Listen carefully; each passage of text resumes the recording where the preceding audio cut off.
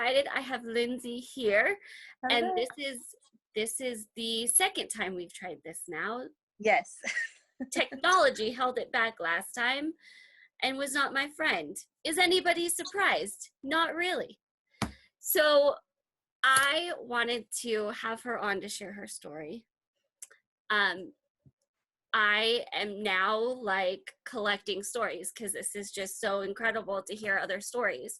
So I'm gonna shush and I'm gonna let you introduce yourself and yeah, tell a little bit about yourself. Okay. My name's Lindsey. I'm 36. I live in Missouri. I was diagnosed with mosaic Turner's when I was 12. So I didn't get diagnosed till later. I stopped growing and my grandma took me to the doctor and they did blood work and a karyotype, and that's when they found out that I had mosaic Turner's. So they started me on growth hormone and other hormones to just get me growing, and now I'm 5'4". So That's so awesome. yes. So had anybody in your family heard about it before? Had they ever heard No. of yours? Nope. We did not even hear about it till my grandma took me to an endocrinologist.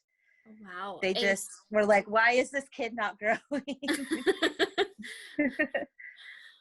Oh, so did the growth hormones give you like major growing pains? Did they say it would be worse than normal? I don't ever remember any growing pains. All I remember is I had to give myself a shot every day, which it wasn't fun, but it helped. And I got used to it. So I got used to it and gave myself my own shots. So that was hard, but I didn't do growth hormones, and I've always thought I would have been horrible at that part. I would have had to have somebody else do it because I don't know if I could have done it. I mean, yeah, maybe I I did would at first. My aunt have had to do it at first and then show me how, and eventually I was like, I'll just do it myself. Well, I'm sure at some point you're like, I don't want to have to keep coming to you. Right? So I'll just do it. Yeah. Yeah. Yeah. Okay. So they did the karyotype. Was there any other flags, like red flags, besides your growing pattern?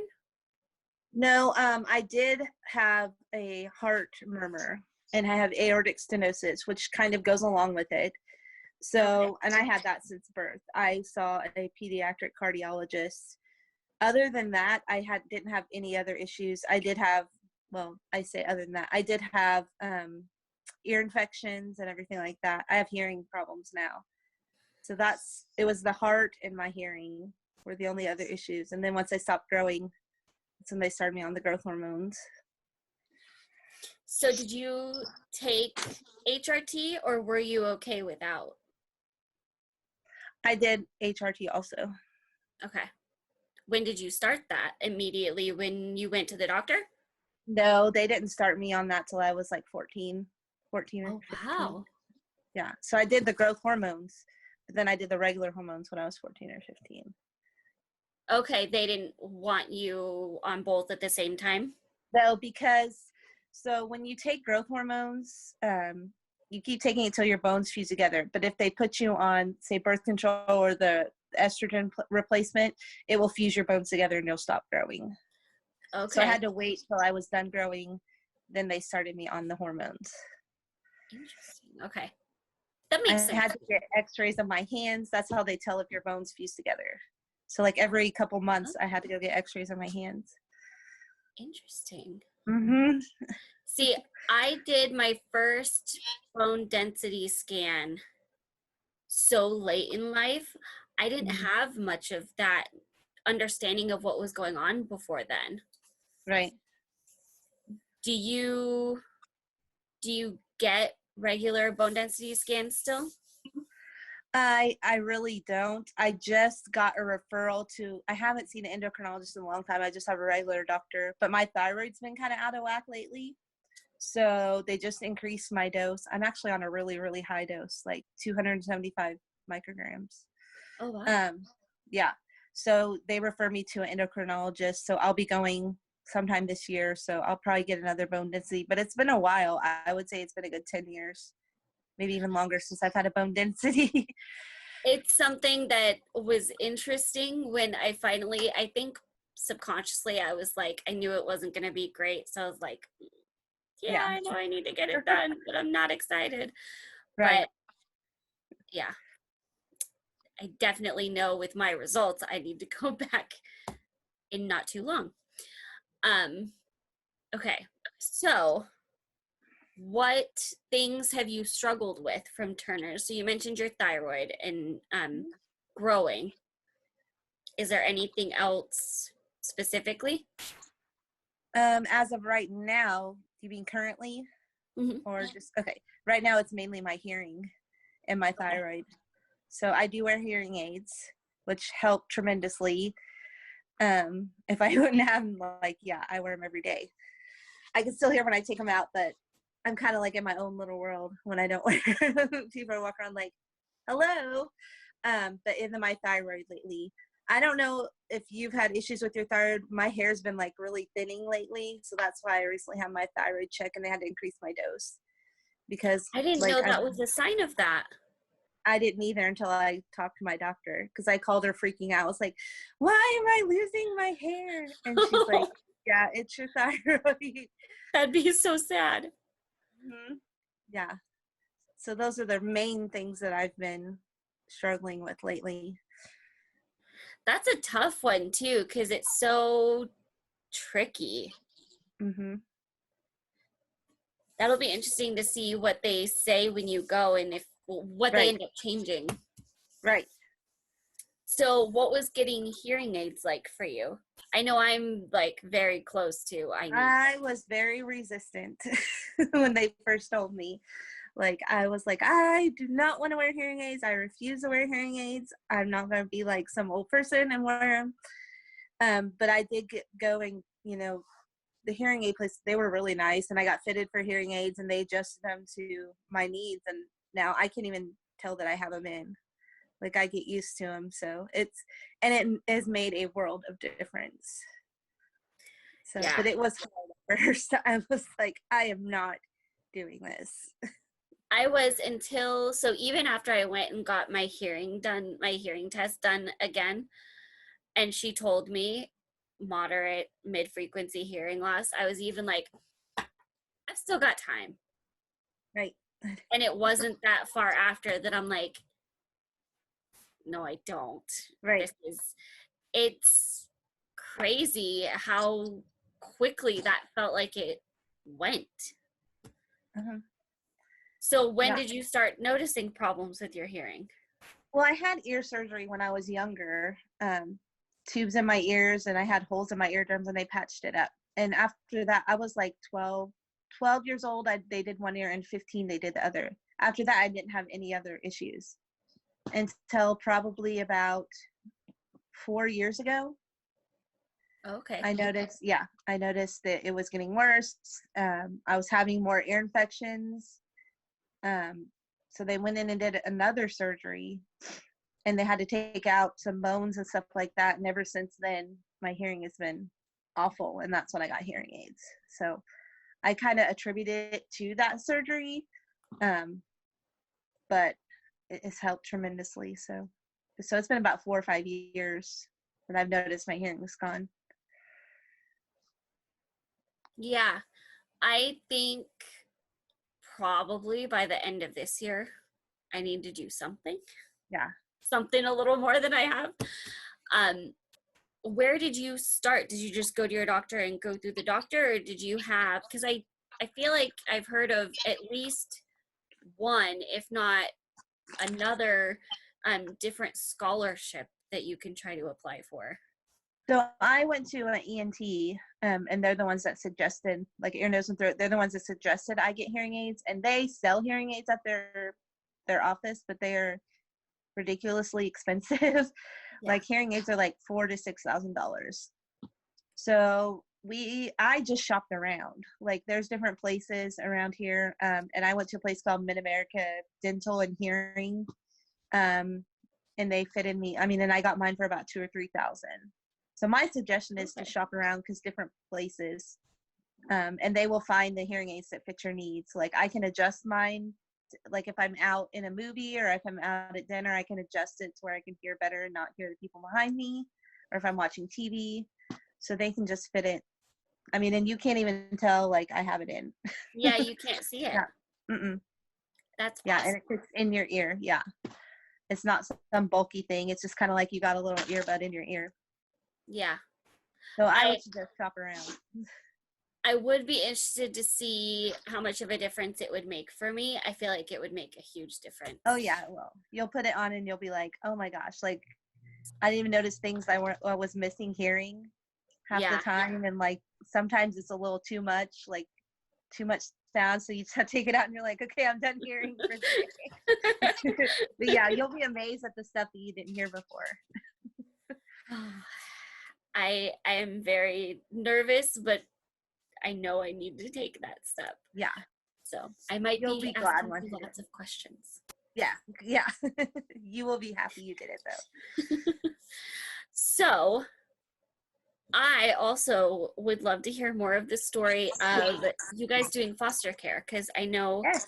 you, just before I started recording, you were talking about you had been getting calls and everything, and how did you guys get started in foster care? So my husband and I got married in 2013.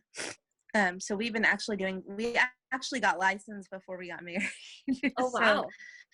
I'm a nurse, and where I worked at the time, one of my coworkers said her church was having sponsoring foster care classes, and I know it's something I always wanted to do. So me and him signed up for it because I was like, when are we going to get the chance? And so we went to the church and we took all the classes and got licensed. We got our first placement, I think it was 3 weeks before we got married. Oh So wow. we had everything planned for our wedding and everything like that, and we got the call. Oh wow. So we've been doing it since 2013, Oh my and we've goodness. had lots of kids come in and out.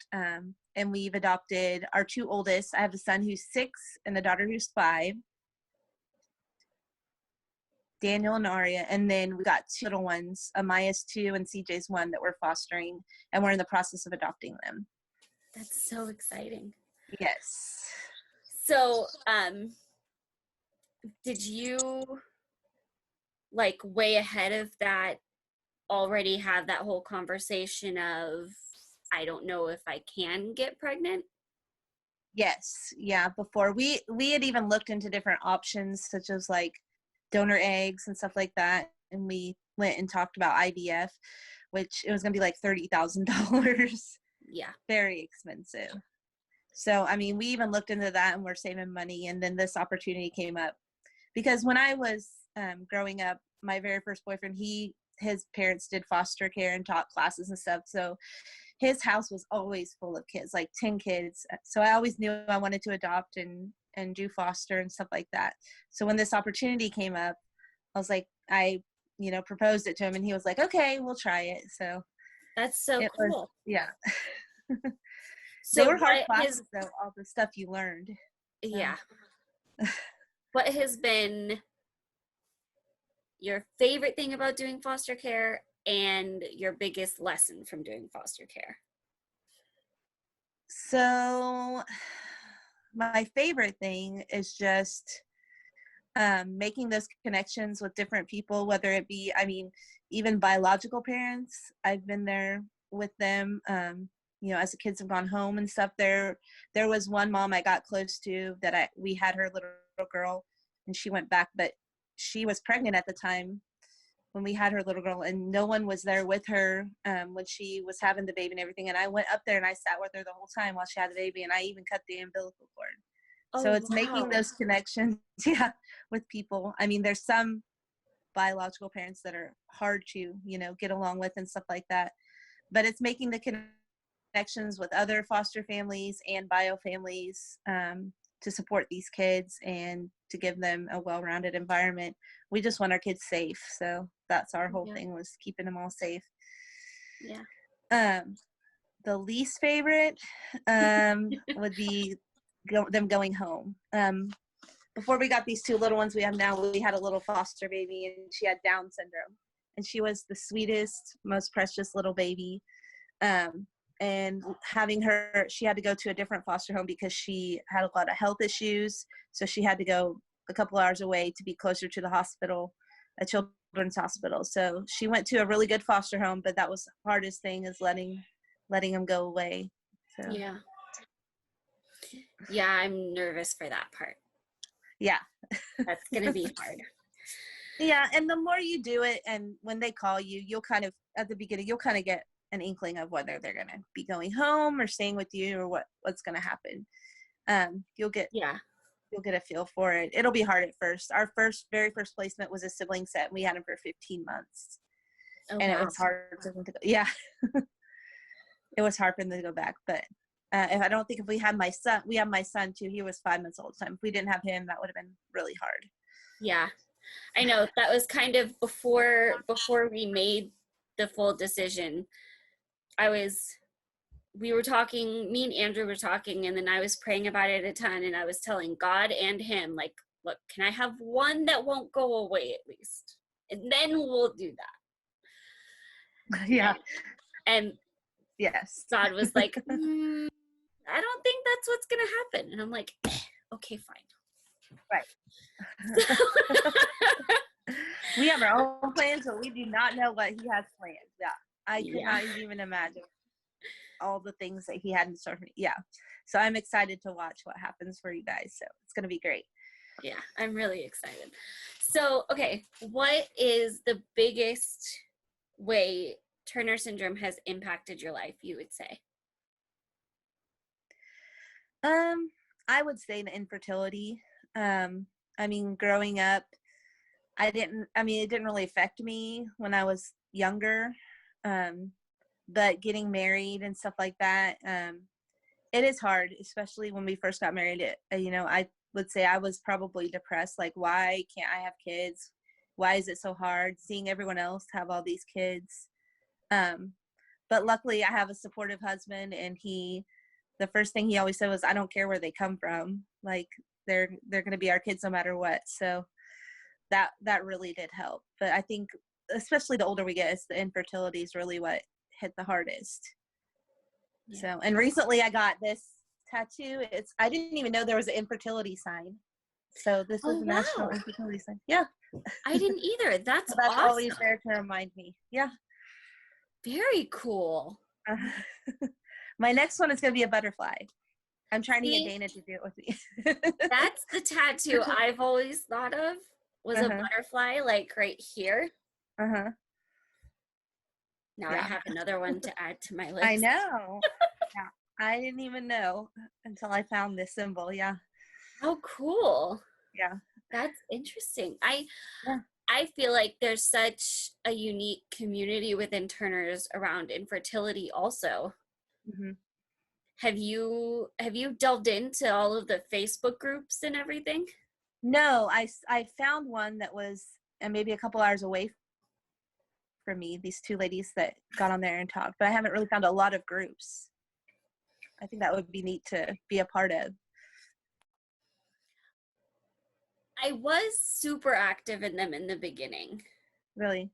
Yeah, I think it helped with trying to process through stuff.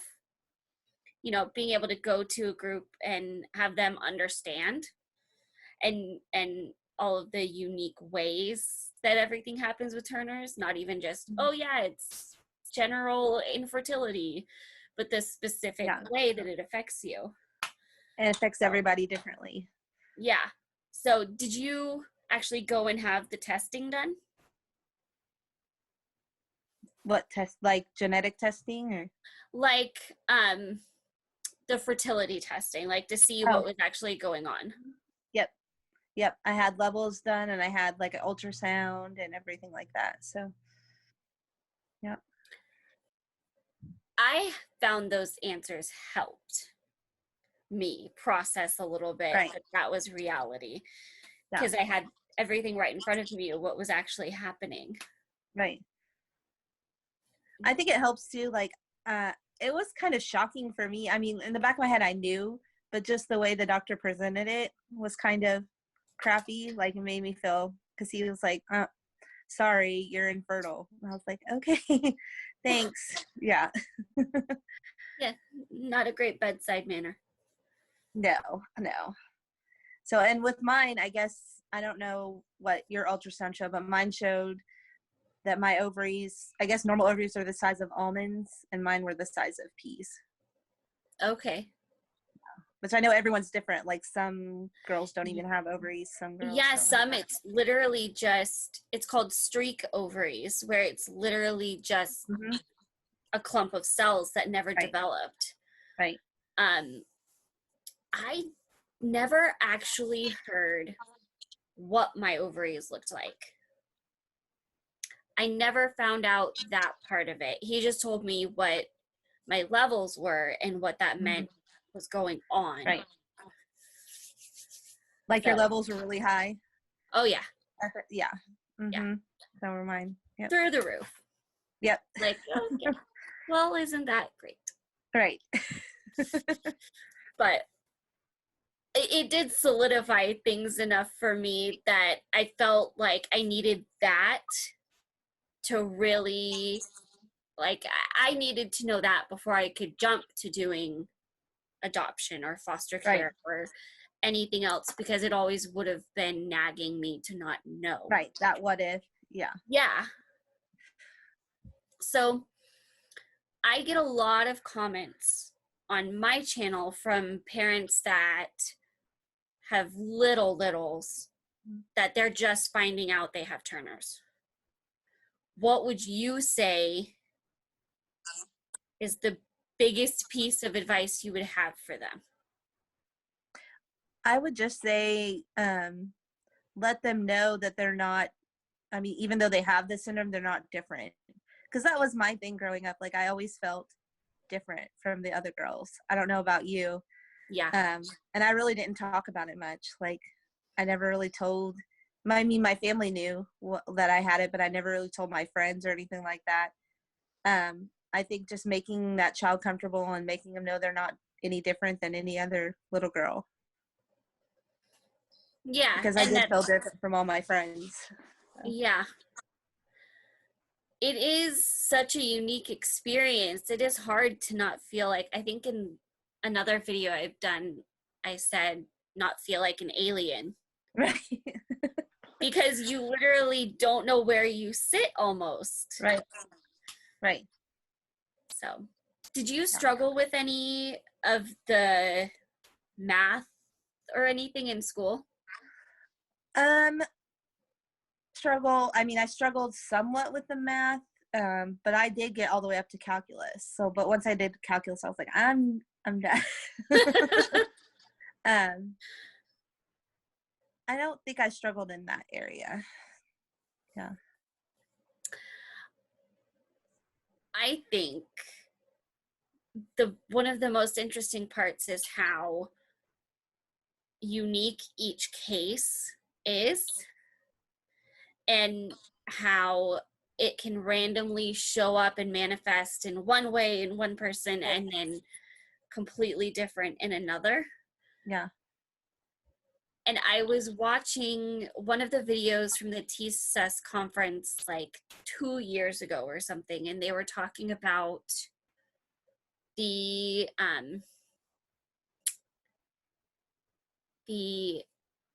way the genetics fall. They can't guess anything. And it was just interesting to me that not even the doctors would try to venture, again, like the experts on the scientific side of all of this would even try to venture a guess as to what could happen. Right. How much do you pay attention to the list of potential problems?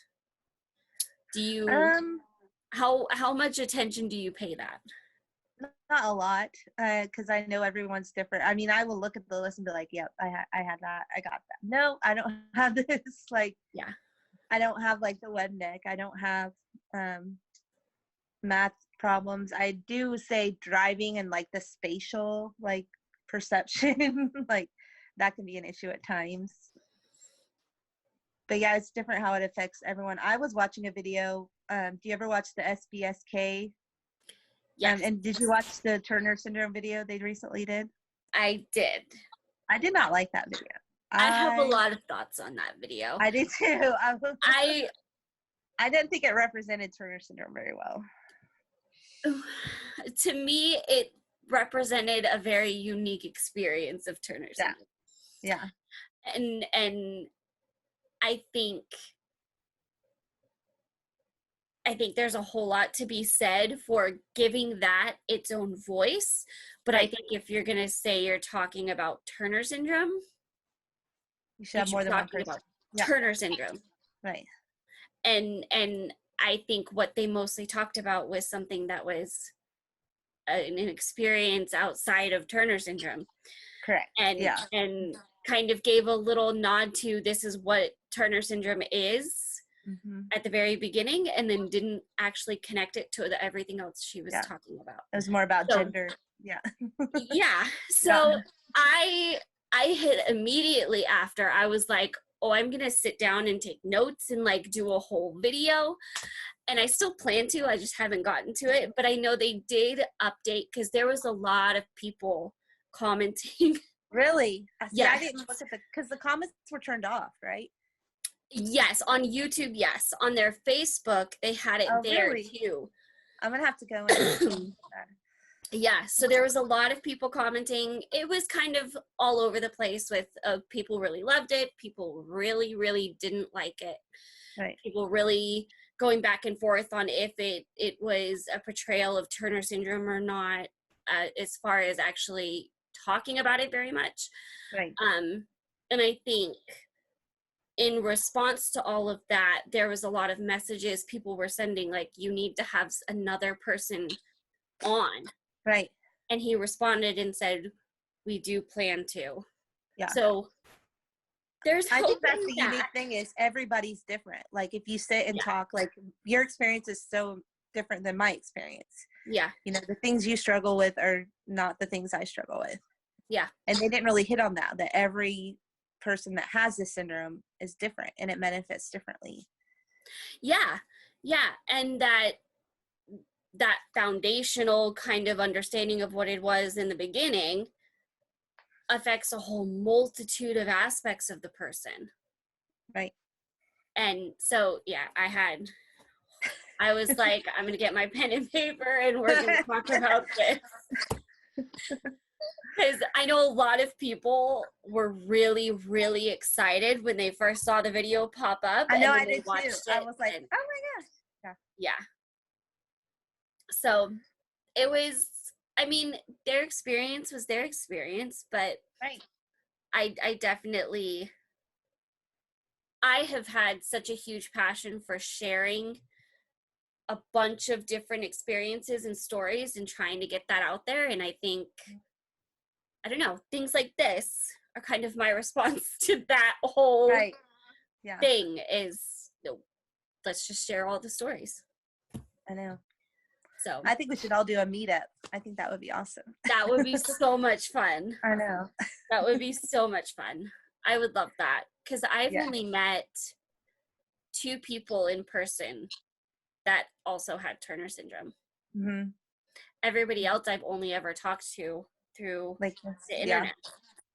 Same. I've only met 2 people that have had it.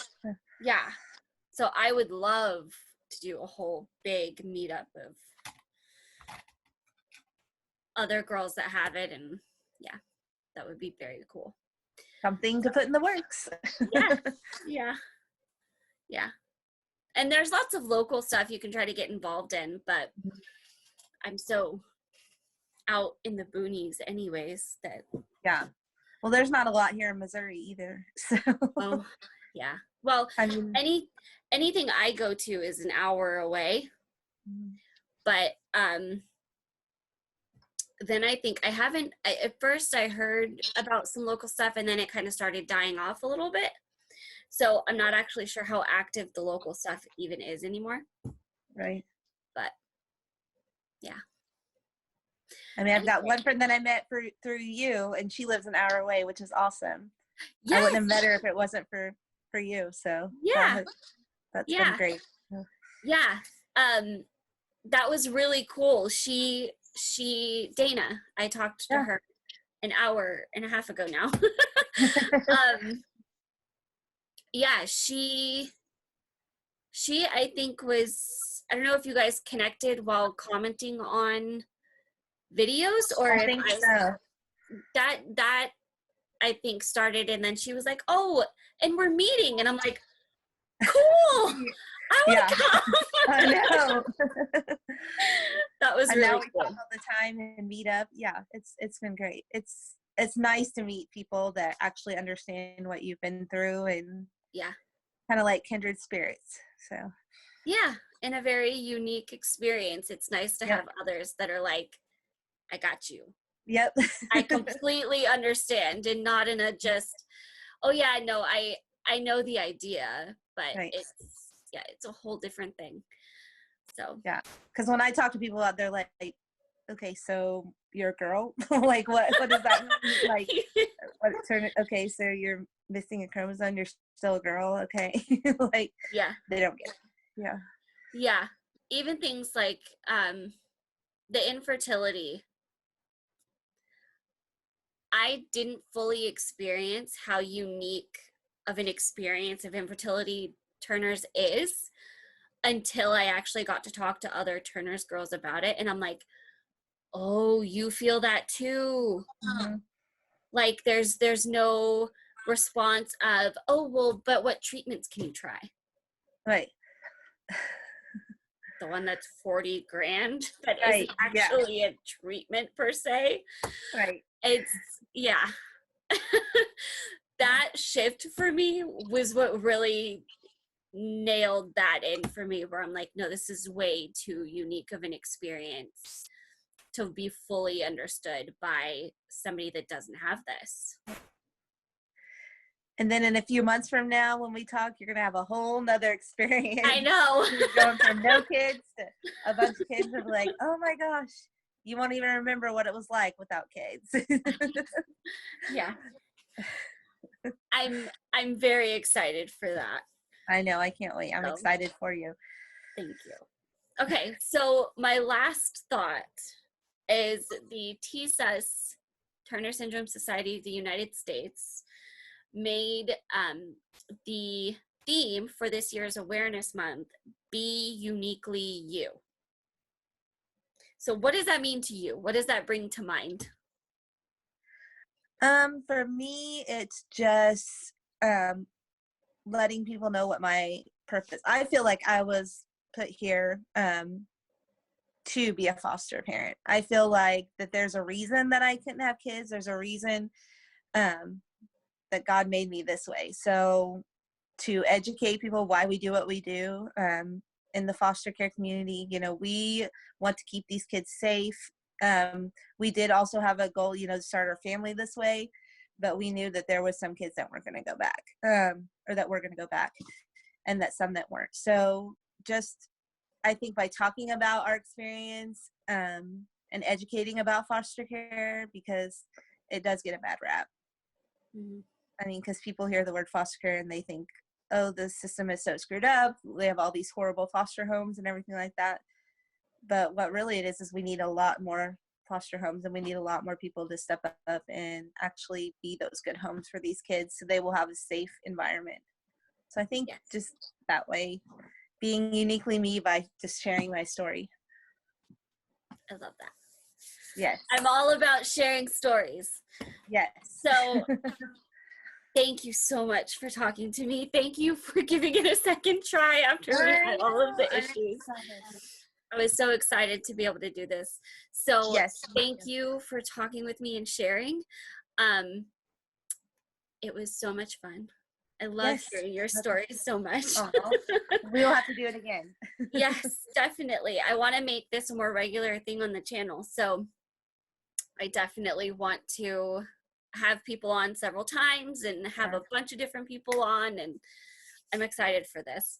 Come up with different topics of discussion and stuff like that, and have like panels. Yeah, That would be good. Yeah. There's so much that could be done with this that I'm kind of just scratching the surface a little bit to start. So I'm really excited. Okay. Thank you so much. You're Have welcome. a wonderful evening. And I know it's late where you are. It is. I'm a night owl anyways. I am too. So I understand that. Okay. I will talk to you. All right. I'll be watching your videos. Keep us posted. I will. All right. Thank Bye. you. Bye.